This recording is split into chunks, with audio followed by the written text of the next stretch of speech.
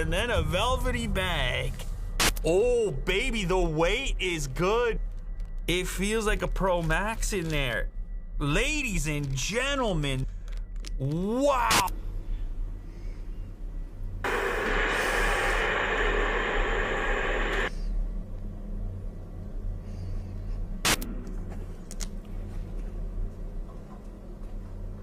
Yep.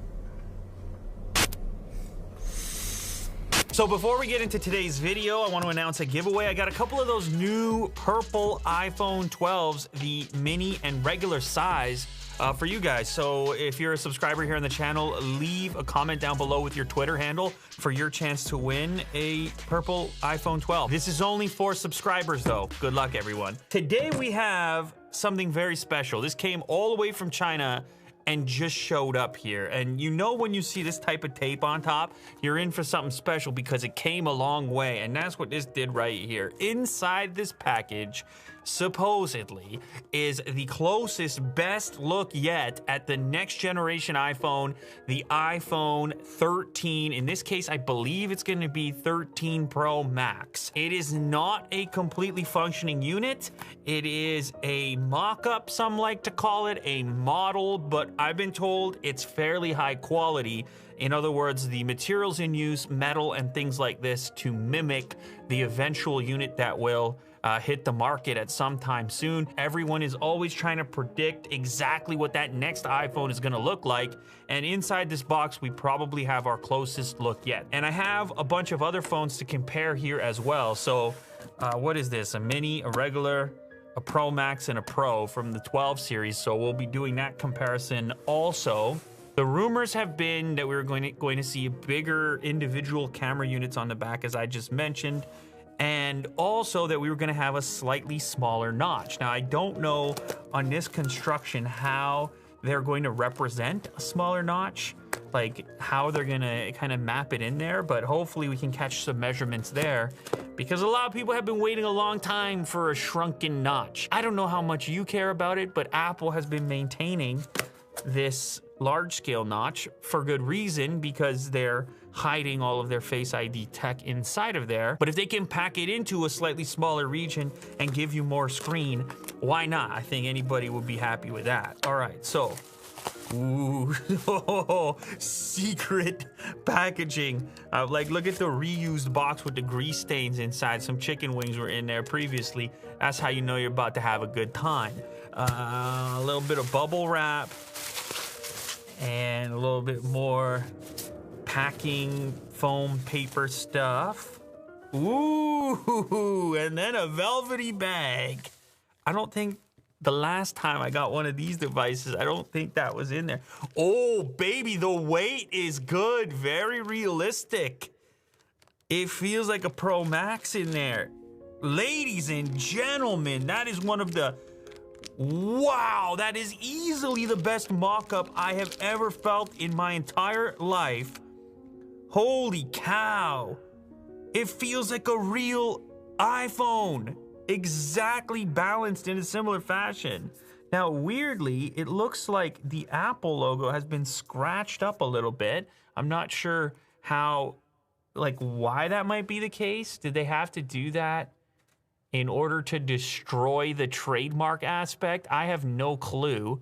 And maybe it happened in shipping somewhere along the line, but it looks intentional to me with the scratching there. Otherwise, the actual finish on here, very similar. Let me just go over here real quick and pull out a regular iPhone 12 Pro Max, okay? Weight-wise, they nailed it. It's pretty much identical. Now, the position of the Apple logo, almost identical. Dimensions almost identical. What's the difference here? Well, obviously the color is different. This is that graphite. Over here we have the blue. The camera modules substantially increase in size and possibly height on the new Pro Max model or the iPhone 13 Pro Max.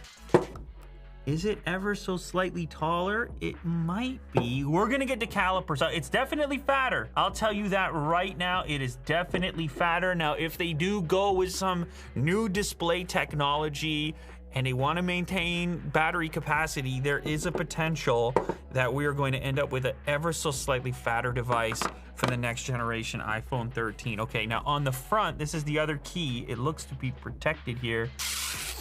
It has the shrunken notch, big time shrunken notch. Now, I don't know how easy this is going to be for you guys to see, but it is smaller. Actually, yeah, so for the purpose of the measurement, I'll use an iPhone that's turned on. Oh, this is the graphite.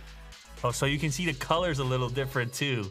On this 13 Pro Max model, it's a little bit darker. Is that gonna be a reality? I don't know how much they're capable of nailing the colors preemptively. And let's see the frame. The frame's a little bit lighter too and more reflective. Also, the antenna bands are light as opposed to dark, which I'm not sure that's gonna be the case. So on this side of the unit, they're identical. You have your volume buttons, your vibrate switch, and you can see mapped out over here where the SIM tray would be. Other side of the device, we have our power switch, power button, which surprisingly actually works on this model as well. And then on the bottom of the device, I think they're identical. So it's not that thing that was rumored with like the portless iPhone. Apparently not this version, at least if you go based on this particular model. You still have a lightning port on the bottom. It looks like a little bit different, but essentially that's a lightning. It's not a Type-C, so no luck there. No Type-C. You're gonna see portless, I guess, before you see Type-C. Now, another note about the notch and the shrinkage of the notch. A key factor there is the relocation of the earpiece. So as you can see on the old model, the earpiece is in the central part of the notch. And then on the iPhone 13 model, you have it move up to the very fringe of the screen and up out of the way. So the entire notch lives below the earpiece. That's interesting. I thought for sure this one was fatter, but when I put them both face down like this, they're practically identical. Maybe it's just the color difference that's messing my brain up a little. Let's get the calipers and see if we can figure any difference there. So iPhone 13, 7.52. iPhone 12. They're the same. I mean, I can squeeze it a little more. Well, maybe they're slightly different. All right, it's a little tiny bit fatter, ever so slightly fatter. The other question is, does it get fatter up along the camera units? 10.36 there. Interesting, that one, okay. Same thing, a little bit fatter there. But I'm telling you, this is so marginal and relatively insignificant. We saw this happen with, and even more so, I guess, with the recent iPad, the iPad Pro 12.9, where they went to the mini LED technology and then ended up with a 0.5 millimeter fatter device, meaning it was no longer compatible with the previous generation Magic Keyboard. And on a phone, you would notice it more, but whatever it is, it's not 0.5 millimeters. It's like 0.1 millimeter, something in that neighborhood. iPhone 13 Pro Max. I have 78.08 millimeters. This is the 12 Pro Max, 78.14. 78.07. 78.14, a little bit more narrow. 160.85. These ones are almost identical. 160.82. Now the big one is right there, and the most obvious. Those are like some of the biggest individual camera modules I've ever seen on a phone. So we might as well measure those this way to see how big. Oh, there we go.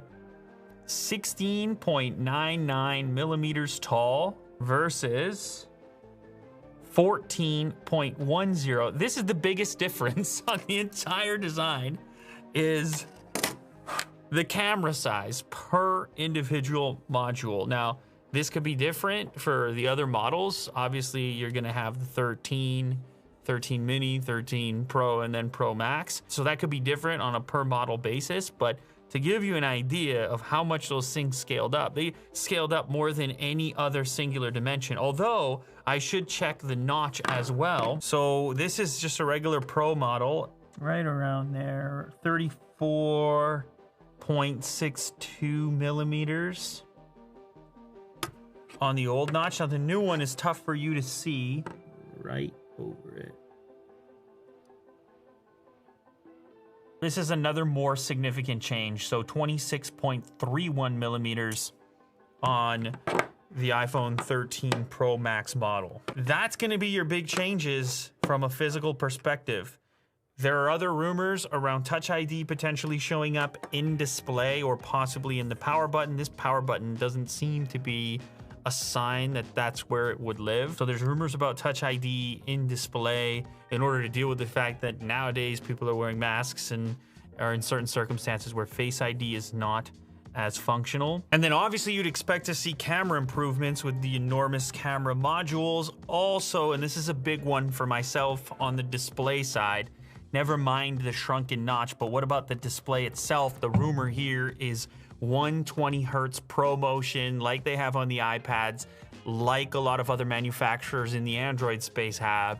So finally, a faster refresh coming to iPhone, at least for the Pro Max model. That would be cool to see. So anyway, there you have it. This is our best look. It's gonna take me a while to get used to that. That is a real statement. Increasingly, the phone is becoming the camera, and the camera is indicating to everybody around you which model you happen to have. And that's definitely the case here. You're gonna notice that thing right there. But yeah, that's a look, an early look, the best look yet. I'm actually kind of, it's kind of cool to be handling this right now, so far ahead of the actual launch of it, but that's the way it goes with Apple products. People want to know as far in advance as possible when it comes to figuring out what to expect with the next version, and hopefully this helps out a little bit. So there's your measurements, and there's your look. The iPhone 13 Pro Max modeled. Oh, also, thank you very much for watching and making it all the way to the end. If you want your chance to win one of these iPhone 12 purple models, make sure you're subscribed to the channel and then leave your Twitter handle down in the comment section for your chance to win. Good luck. Look at that beast.